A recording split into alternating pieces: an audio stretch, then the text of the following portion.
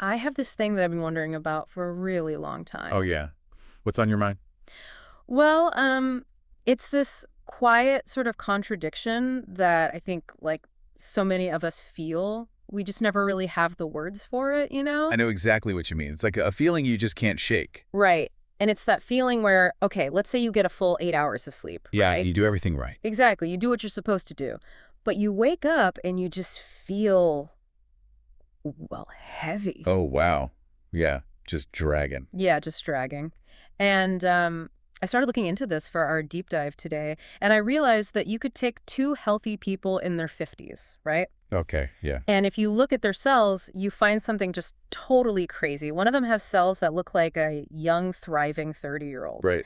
But the other person, their cells are just stagnant and congested. Like they look 60 or older. Which is such a huge shift for how we view getting older. I mean, really. It is. Go. And the craziest part is that it's not just genetics. Oh, definitely not. And it's not some expensive skin routine either. It actually comes down to this tiny cleanup crew inside our bodies that one person turned on and the other person, like, accidentally shut off. We are just so used to thinking of feeling tired or getting older as this one-way street, you know? Yeah, exactly. Like, there's nothing you can do about it. Right. But the tools sitting inside ourselves right now, they tell a totally different story. Which brings us to the mission for this deep dive.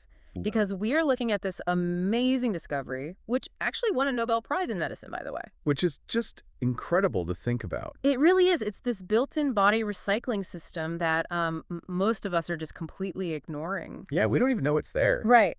So for anyone listening to this who knows that heavy, dragging feeling, even after resting, or who battles that afternoon brain fog, this deep dive is exactly for you. It really is. We are going to unpack how this cleanup crew works, how the timing of your food flips the switch, and how to safely clear out that junk making you feel old. I love that. So let's unpack this from the ground up. Let's Ray. do it. Before we talk about the cleanup, what is actually making our cells so messy in the first place? Well, we really need to picture what is happening on a tiny level, like every single second of your life. Okay.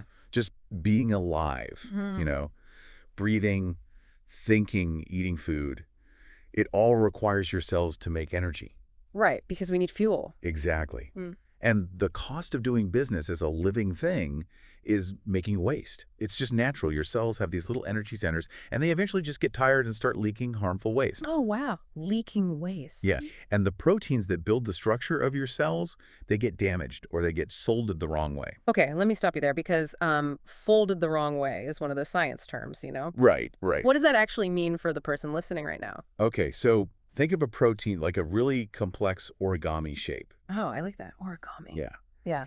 It only works if it is folded in a very exact, perfect way. So when a cell gets stressed, or just through normal wear and tear of life, that origami shape loses its firm structure. It gets all crumpled up. Oh, so it just gets crushed. Exactly. Oh. A crumpled protein can't do its job anymore, so it just floats around inside the cell, taking up space and getting in the way of the healthy parts. So it is quite literally just trash cluttering up the machine. That is a perfect way to put it. It's just trash. And when we are in our teens and 20s, our bodies have this incredibly strong nightly cleaning service. Oh, to take out the trash. Right? You go to sleep, the crew comes in, and they sweep out these crumpled proteins and exhausted energy centers. That sounds nice. It is. But as the years go by, that internal cleaning crew starts to slow down. The damaged junk begins piling up much faster than the cell can clear it out. Okay, that makes me think of like an office building, right? Oh, yeah, the office building. Yeah, where the cleaning staff slowly cuts back their hours. Right, right. At first, maybe there are just a few extra coffee cups left on the desks. You barely notice it. Exactly. But if no one empties the bins for a whole year, eventually there are just stacks of paper blocking the hallways, trash everywhere, and nobody can get any work done. Yeah, the whole system just grinds to a halt. Right. And I feel like the symptoms of that stop system are exactly what people complain about in their 30s and 40s. Oh, absolutely. This invisible buildup shows up as everyday problems long before you ever see a wrinkle in the mirror. Wait, really? Like what kind of problems? We are talking about that endless, low-grade tired feeling. Or taking 3 days to recover from a basic workout instead of just one day. Oh, man. And that awful brain fog where you just can't seem to hold on to a simple thought. That is so relatable. Because, I mean, nobody wakes up suddenly feeling old, right? No, it creeps in. It totally creeps in month after month. We just assume it's the natural march of time. So we, pour a second cup of coffee and try to power through all that congestion. Which doesn't actually fix the root problem at all. Right. But knowing that this is actually a structural pileup inside the cell, what is the body's natural trick to handle the cleanup? So the process is called autophagy. The word actually translates from Greek, and it means self-eating. Okay, I have to push back on that term right away because self-eating sounds awful. It really does sound intense. Yeah, it sounds like our cells are just blindly destroying themselves to stay alive, like cannibalism or something. Yeah, the translation definitely has a bad PR problem. It sounds scary, but in reality, it is a highly advanced, targeted recycling center. Okay, a recycling center. That's better. Right. Autophagy is the process where your cells actively hunt down those crumpled proteins and worn-out energy centers. And how do they actually do that? Because I kind of want to understand the physical steps here. Sure. So the cell basically builds a temporary tiny garbage bag around the damaged junk. Tiny garbage bag. I love that. Yeah. And once the trash is bagged up, the cell sends it over to an incinerator. This incinerator is filled with strong enzymes that break the garbage down into basic raw materials. And then those raw materials are released back into the cell to build fresh, healthy new parts. Wow. That completely changes how I view it. It's not eating itself, it's upcycling. It is the ultimate body upcycling. We are literally building a younger version of our cells using the wreckage of the old ones. Exactly. And the science backing this is huge. In 2016, the Nobel Prize in Medicine went to a Japanese scientist who spent years studying this. Oh, wow. Yeah. He starved yeast cells of food and watched them to map out exactly how this process works. He showed the world the blueprint. That is so cool. It really is. We now know that your body already holds the knowledge to reverse cellular damage. Okay, but if we have this amazing Nobel-winning recycling system built right into our DNA, why isn't it just running all the time? That is a big question. Like, why did the garbage pile up in our office building in the first place? Well, human nature is clashing terribly with our modern lifestyle. You see, autophagy is not a switch that stays permanently in the on position. Oh, okay. It is turned on by a very specific signal. A drop in incoming food. Which means fasting, like the absence of food. Yes, exactly. There is a nutrient sensor inside your cells, and we can just call it MTOR. You can think of it like the general contractor on a busy building site. Okay, the general contractor. Right. So when you eat a meal, this contractor senses the rush of food and blows the whistle for the crew to start building and growing. Makes sense. But when that contractor is active, the cleanup crew is totally shut down. You cannot be in a storage and growth state and a cleanup and repair state at the exact same time. Because the general contractor is too busy putting up new walls to worry about taking out the trash. Exactly. The contractor has entirely different goals. It isn't until you go a solid chunk of time without eating, usually between 12 to 16 hours, that the contractor finally goes quiet. Oh, I see. When the cell feels that the food supply has stopped, it sounds an alarm that triggers the cleanup. The cell realizes it needs raw materials to survive, so it finally turns inward and starts recycling the garbage it has been ignoring. Wow. Okay, I see a massive conflict here. Totally.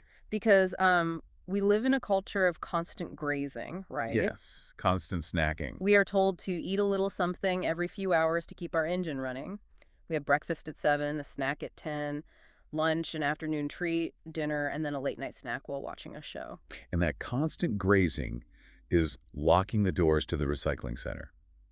Every single time you eat, your body reacts, and that building contractor gets activated again. Oh, man. When you're eating from the moment you wake up to the moment you fall asleep, your cells never, ever experience the quiet time they need to start repairs. That makes so much sense, but I want to clarify a really important point for the listener here.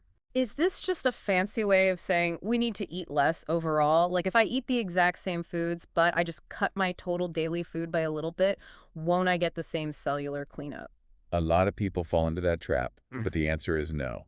Oh, really? Yeah, timing is its own separate thing. You could eat the exact same amount of food, but if you squeeze all those meals into a smaller time window, say an 8 or 10 hour block during the day, you give your body a 14 or 16 hour break overnight. Okay. That long stretch of quiet time is what flips the switch. The timing is the trigger, not the total volume of food. Hearing this, my immediate thought is that people might jump to extremes, Yeah, they always do. There is this urge to think, well, if 16 hours without food is good for my cells, then going 3 days without food will make me live forever. Right, the more is better trap. Yeah. I really want to push back on that because extreme skipping of meals creates entirely different problems, doesn't it? Yes, extreme starvation triggers a massive stress response in the body. Which we don't want. Not at all. Your stress hormone, cortisol, goes through the roof. And your body can actually start breaking down healthy muscle tissue for energy, which is the exact opposite of what we're trying to do. Oh, wow. Yeah, that sounds bad. It is. The goal is moderate, easy habits. Time-restricted eating is just about giving your body a steady daily window to do its chores, not punishing it with starvation. Let's bring this into real life because I was thinking about some really common examples of people who try this. Yeah, let's talk real life. Like, I heard about this woman, Sarah, a marketing manager. She described her normal state as running purely on coffee and pure willpower. A classic modern burnout. Totally. She was constantly snacking at her desk just to survive the afternoon slump and eating dinner at 9 at night because of her long drive home. Her poor cells were completely congested. She probably felt so much older than she was. But the fix wasn't some crazy strict diet plan. She didn't change every single meal. She simply closed her kitchen 2 hours earlier in the evening and pushed her breakfast just 1 hour later in the morning. Which is such a gentle shift. And by doing that, she stretched her overnight fasting window from maybe 9 hours to 13 or 14 hours. Right. Physically, here is what changed for her. Her body finally had time to drop its constant alerts. The contractor quieted down. Her cells finally had the deep silence needed to clear out the crumpled proteins causing her brain fog. And over just a few weeks, she had glowing skin, better sleep, and steady energy in the afternoon. It is amazing what the body can do when you just give it a break. I love that example because it removes the fear, Yeah. But what about someone who doesn't have a normal daytime schedule? Shift workers have it so tough. Right. I was thinking about this guy, Michael, who works odd shifts. The idea of saying always stop eating by 7 in the evening is totally impossible for someone whose hours change every week. Shift work is incredibly hard on the body's natural rhythms, which control so much of our health. Yeah. But Michael's approach was brilliant because he focused on the core idea rather than a strict clock. Okay, what did he do? He aimed for a flexible 12-hour gap overnight, no matter when his shift was. Well, that's smart. If he finished work at 3 in the morning and had his last meal then, he simply didn't eat again until 3 in the afternoon. He created a movable anchor. Exactly. And the result was that his low-grade, heavy fatigue finally started to lift. That is such a great adaptation. It really is, which leads naturally to the quick, practical questions people always have when they try to start this. Oh, I get these all the time. My very first thought hearing Sarah push her breakfast back is, what about my morning coffee? The panic over coffee. Right. If I delay my first meal, am I ruining the whole cleanup process by having a dark roast at 7 in the morning? For almost everyone, black coffee without any sugar, milk, or cream will not stop the cleanup. Oh, thank goodness. In fact, some parts of coffee might actually help gently start the process. Wait, really? Yeah, but the exact moment you add creamy milks or sweet syrups, your body reacts to the food, the contractor wakes up, and the cleanup shuts down. Okay, so keep it black. What about physical stress, like working out? Can I exercise during that fasting window? A lot of people worry about this. Yeah, I know people worry they will pass out or lose all their muscle if they train on an empty stomach. Moderate movement actually pairs beautifully with this. When you exercise, you use up the stored energy in your muscles faster, which can actually speed up the start of the cleanup. Oh, that's awesome. But if you are doing super intense, grueling workouts, doing them totally empty can spike your stress hormones way too high. You really have to listen to your body. And what about losing muscle? As long as you're eating enough protein during your eating window and doing some strength training, your body is smart enough to keep your muscles safe while it cleans out the cellular junk. Okay, that is a relief. You just mentioned stress hormones, though, which brings up a really huge piece of this puzzle. Stress is a big one. Yeah. Because fasting doesn't just happen in a vacuum. We have this whole system in the body. If I'm doing everything perfect with my eating times, but I am super stressed at my job and running on high anxiety all day. Doesn't that ruin the whole thing? Stress is a massive roadblock. Hmm. When you are deeply stressed, your body pumps out cortisol. Right, the stress hormone. High cortisol keeps your blood sugar high because your body thinks it needs quick energy to run away from danger. Like a tiger is chasing you. Exactly. Yeah. And high blood sugar means your body reacts like it just ate a meal. So even if you aren't physically eating food, your stress response is tricking your body into thinking you just ate, which totally stops the repair process. Wow. So trying to start a cellular repair while your body is flooded with stress, sounds like. Trying to fold that delicate origami in the middle of a windstorm. That is a phenomenal way to picture it. The environment is just way too chaotic for the cells to do their careful work. You absolutely cannot force a body repair process when the whole system is screaming emergency. This is why calming your mental health is just as important for your cells as what you put on your plate. That makes total sense. And sleep has to be a major factor here too, right? Sleep is the foundation. We've talked about the overnight fasting window, but what is actually happening in the brain while we sleep that connects to this? The brain has its own highly special version of this cleanup process. It acts like a pressure washer for the brain. A pressure washer. Yeah, it clears out the waste that builds up while we are awake. But here is the catch, that pressure washing almost only happens during deep sleep. So if I'm technically fasting for 14 hours, but I'm staying up until 2 in the morning scrolling on my phone, just bathed in blue light, I'm ruining my own efforts. Completely ruining them. The late-night screen time stops your natural melatonin, which messes up your rhythm and robs you of deep sleep phases. You might be fasting, but you are denying your brain the exact sleep it needs to actually perform the cleanup. Sleep is an absolute must-have appointment for your cellular health. Okay, so let's shift from the roadblocks to the helpers. Let's do it. During the 8 or 10 hours of the day when we are eating, the quality of that food obviously matters, right? Very much so. We know timing is the trigger, but what food choices give the cleaning staff the best tools to do their job once they finally start? We want to focus on foods that calm down the total stress and swelling in the body. Okay. Fatty fish like salmon are incredible for this because they're packed with healthy fats that actively calm down that body stress. Which goes back to calming down the windstorm so the cells can do their origami. You're putting the pieces together perfectly. Thanks. Next, you want to bring in foods from brightly colored plants, especially leafy greens and berries. Oh, I love berries. They are great. Blueberries, for example, have compounds that help the cells manage the damage caused by all those leaking energy centers we talked about earlier. Wow, so they directly help fix the leaks. They really do. And extra virgin olive oil is another powerhouse because it gives the exact types of fats your cells need to build healthy, fluid outer walls. Outer walls. Yeah, healthy cell wall is vital for pushing the recycled waste out of the cell. That makes sense. You have to be able to take the trash out the door. I also saw that certain drinks can help, like green tea and turmeric. Green tea is amazing because it contains a compound that might actually mildly trigger the exact same cellular paths that fasting turns on. Wait, really? Just from drinking tea? Yeah. And turmeric contains a strong compound that also supports your gut health and calms the body down. That is so easy to add to a routine. But on the flip side, what are the foods that act as total roadblocks? The things that stop the crew. Right. If I want to make sure I don't stall the cleanup, what do I need to avoid during my eating window? The biggest roadblocks are highly processed snacks and refined carbs. Like what? Things like white bread, pastries, and sugary drinks. The fun stuff. Unfortunately, yes. Because these foods lack fiber, they cause a fast, aggressive spike in your blood sugar.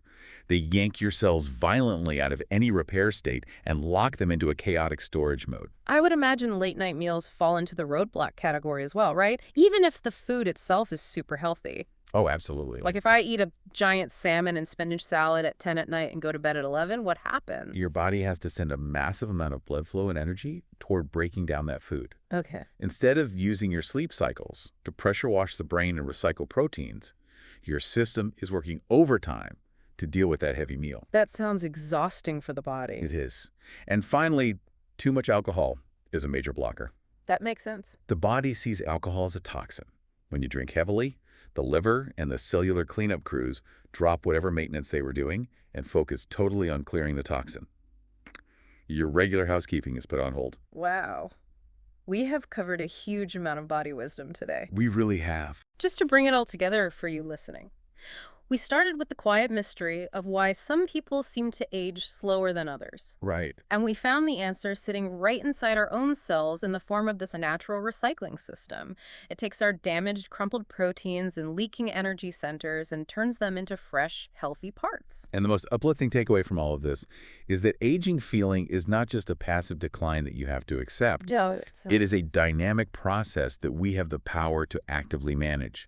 We simply have to give our internal body the right setting and the quiet time to do the work it already knows how to do. You don't need a harsh, punishing diet. You don't need to spend thousands of dollars on complex pills. Not at all. By extending your overnight fasting window by just an hour or two, protecting your deep, screen-free sleep, and swapping out processed junk for calming foods like blueberries or salmon, you are creating the perfect space for deep repair. It is entirely about gentle choices over months, rather than trying to be perfect on any single day. Health really is a daily direction you choose to walk in, not a final place you suddenly reach. That is beautifully said. So here is our gentle nudge for you, the listener.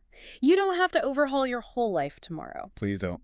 Just pick one small change to play around with. Maybe tonight you decide to close the kitchen an hour earlier than you usually do. Just 1 hour. Give your body a slightly longer stretch of that deep silence it is so desperately craving. Those small, easy choices quietly build into changes that are much bigger than you realize. I want to leave you with a final thought to mull over as we wrap up today. We've spent this entire deep dive exploring how our cells evolved over millions of years to need distinct periods of biological silence, an absence of food, a break from stress to clean, repair, and maintain themselves. But take a hard look at the modern world we live in. It is quite literally built for constant, non-stop consumption. We have endless food delivery apps ready at 2 in the morning, bright lights that keep our brains awake long after sunset, and constant digital noise flooding our nerves every single waking minute. Perhaps the most radical and healthy thing we can do for our bodies today isn't about figuring out what new health product to buy or what new superfood to eat. It is simply learning how to hit the off switch, how to let the mental office building empty out, turn off the lights, and finally let the cleanup crew do their gentle work. These thoughts, these questions, they don't have to stop here. Wellness Geeks has many more podcasts and videos just like this one. Subscribe to the channel and explore other episodes. They all flow the same gentle way. If this podcast felt genuinely useful to you, share with even one person in your life. That one share can bring a real change in someone's life, and it helps Wellness Geeks reach more people who truly need this. If this brought you real value, look for the Join button right next to the Wellness Geeks logo below this video. Click it and become a member of the Wellness Support Circle. Your support helps honest health awareness reach thousands who are silently struggling. Wellness Geeks moves forward because of you. Thank you so much from the heart for being here.